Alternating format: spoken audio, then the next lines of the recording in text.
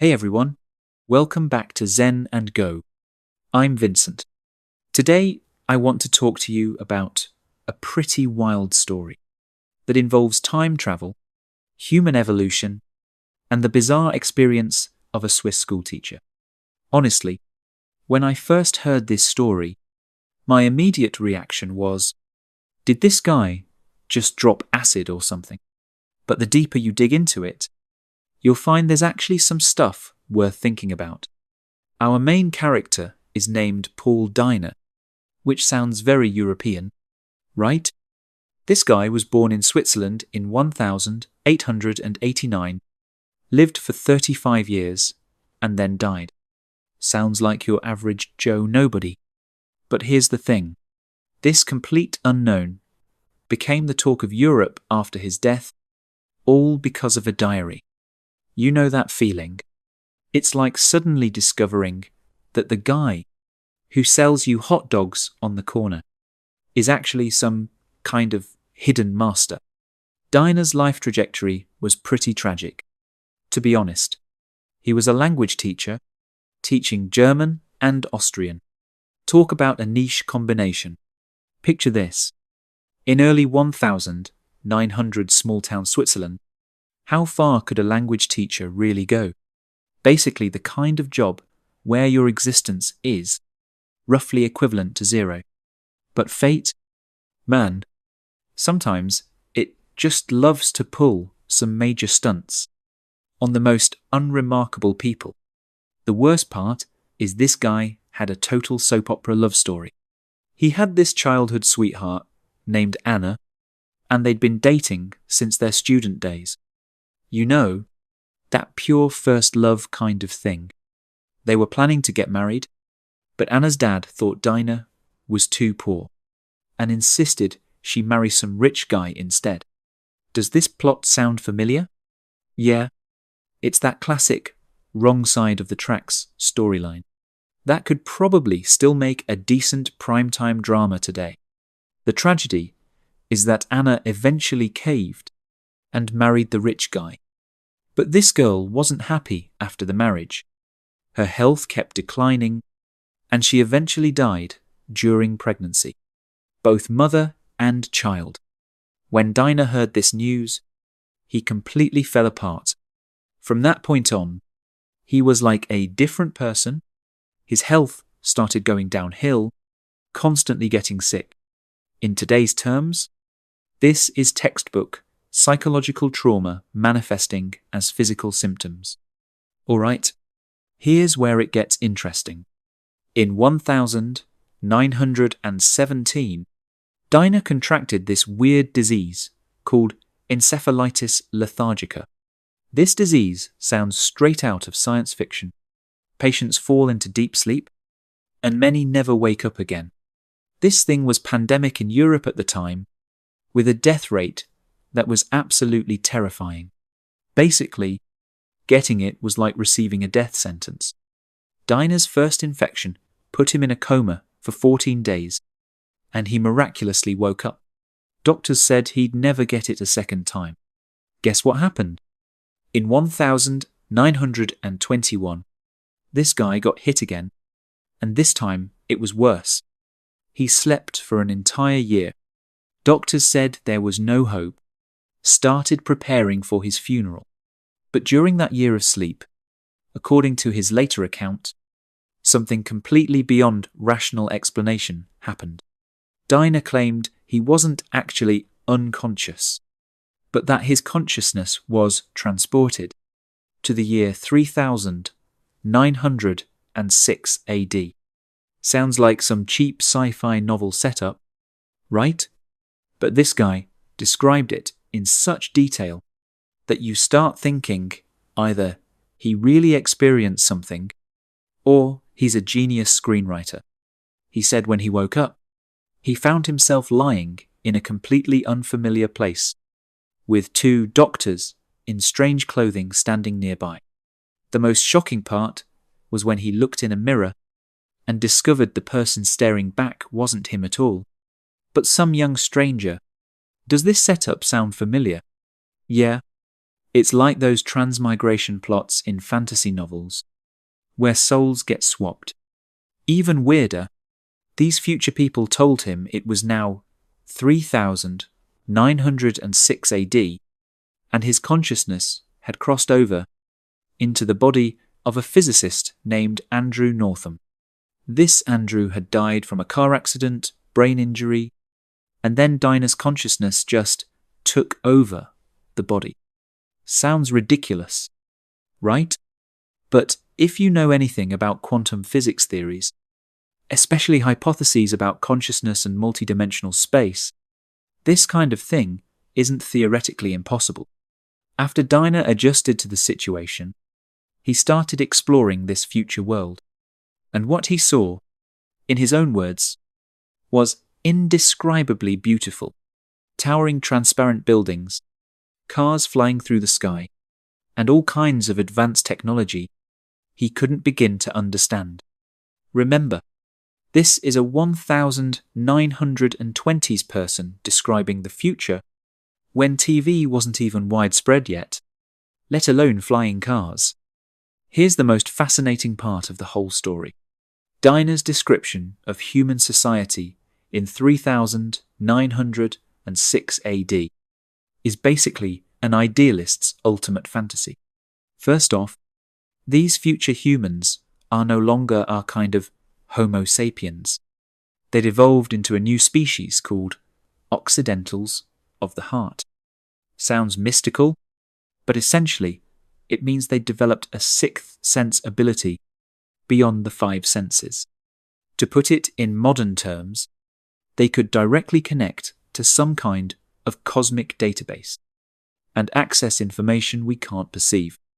Isn't this exactly what people discuss now as collective consciousness or Akashic records? What's interesting is that Dinah described these concepts in the 1920s, while these ideas didn't become popular in Western philosophy and spirituality until decades later. Even more mind-blowing is how this future society operates. Everyone only needs to work for 2 years, starting at age 17. After those 2 years, they can enjoy all the resources society provides. Whatever they want, they get. Sound familiar? It's like what Silicon Valley tech moguls keep hyping about. Post-Scarcity Society. Musk, Bezos, and those guys constantly talking about automation liberating human labor. This is basically the modern version of that concept. But what's the prerequisite for this society to function? Population control. The global population in 3906 AD was strictly controlled to under 100. Think about it. Earth currently has nearly 8 billion people, but back then only 100. So the resources each person could enjoy would be astronomically abundant. This actually raises a profound question. Can true communist society only be achieved through extreme population control? There's a particularly interesting detail here.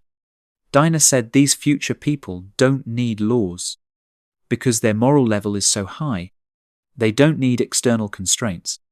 But they still have 3 basic principles: mandatory 2-year service, resource allocation rules, and population control.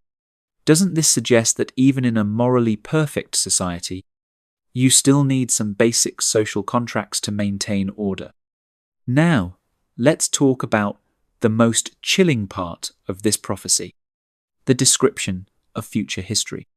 Dinah learned the complete history of humanity, from his era to 3906 AD in that future world, and for us, these are all prophecies.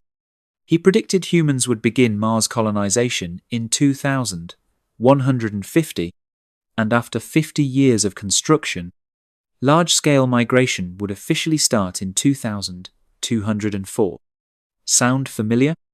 Elon Musk's Mars colonization plan basically follows this timeline.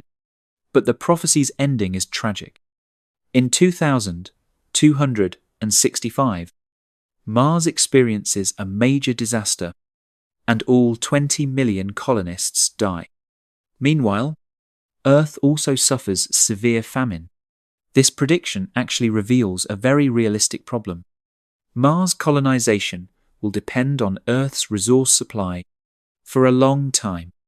If Earth itself has problems, the humans on Mars become trapped animals in a desperate situation. Musk's current hype about making humanity a multiplanetary species might not be as simple as he imagines. The scarier prophecy is about world war.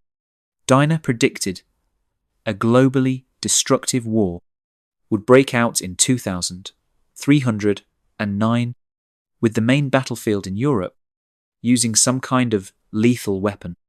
Considering he wrote this in 1923, more than a decade before World War II, and when the concept of nuclear weapons didn't even exist, the accuracy of this prediction is genuinely spine-chilling. According to the prophecy, this war would last over 80 years, until ending in 2396, with the establishment of a world federal government. But true peace would have to wait until scientists and technicians took power, excluding politicians and businessmen. This viewpoint is particularly interesting now because many people criticize politicians' short-sightedness and businessmen's greed, believing only scientists can make decisions, truly considering humanity's long-term interests. The story's ending is quite poetic. Dinah met a woman named Sylvia in the future world, and he suspected she was the reincarnation of his deceased lover, Anna. When Sylvia placed a flower crown on his head, he suddenly felt inner liberation, finding peace with his thoughts of Anna. At that moment, he felt unprecedented fatigue, fell into deep sleep, and woke up back in 1922's reality. This plot design is actually quite clever.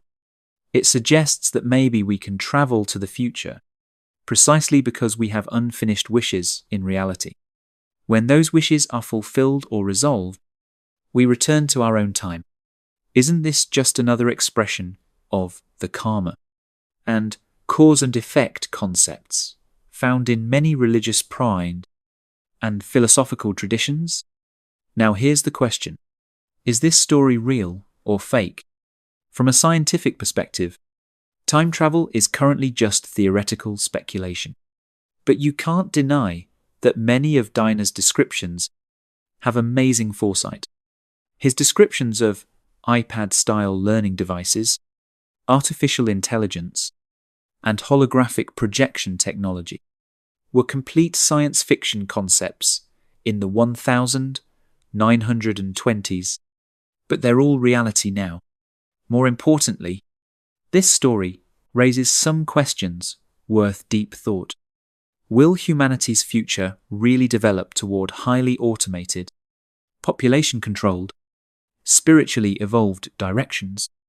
The current AI revolution, gene editing technology, and all the discussions about transhumanism, aren't they all confirming certain aspects of this prophecy?